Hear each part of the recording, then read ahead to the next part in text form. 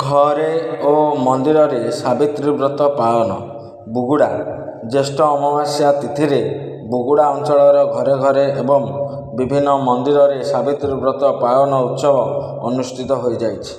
ସଧବା ନାରୀମାନଙ୍କ ପକ୍ଷରୁ ସ୍ୱାମୀଙ୍କ ଦୀର୍ଘ ନିରାମୟ ଜୀବନ କାମନା କରି ଏହି ବ୍ରତ ପାଳନ କରାଯାଉଥିବା ବେଳେ ବ୍ରତକାରିଣୀମାନେ ବ୍ୟକ୍ତିଗତ ଭାବେ ନିଜ ଘରେ ନତୁବା ସାମୂହିକ ମନ୍ଦିର କିମ୍ବା ଅନ୍ୟ କୌଣସି ସ୍ଥାନରେ ଲକ୍ଷ୍ମୀନାରାୟଣଙ୍କୁ ଭକ୍ତିପୂତ ଭାବେ ପୂଜା କରିଥିଲେ।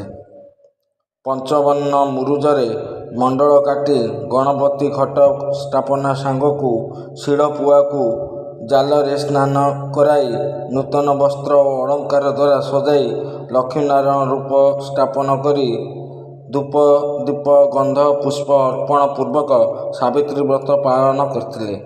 ପାଚିଲା ଆମ୍ବ ପଣସ ସପୁରୀ ତାଳସଜ ନଡ଼ିଆ କଦଳୀ ପ୍ରଭୃତି ନାନା ଜାତିର ଫଳ ଓ ଧୁଆ ମୁଗ ନୈବେଦ୍ୟ ରୂପ ବଢ଼ାଯାଇ ପୁରୋହିତଙ୍କ ଦ୍ୱାରା ସାବିତ୍ରୀ ବ୍ରତ କଥା ଶ୍ରବଣ ପୂର୍ବକ ପୂଜାର୍ଚ୍ଚନା କରାଯାଇଥିଲା।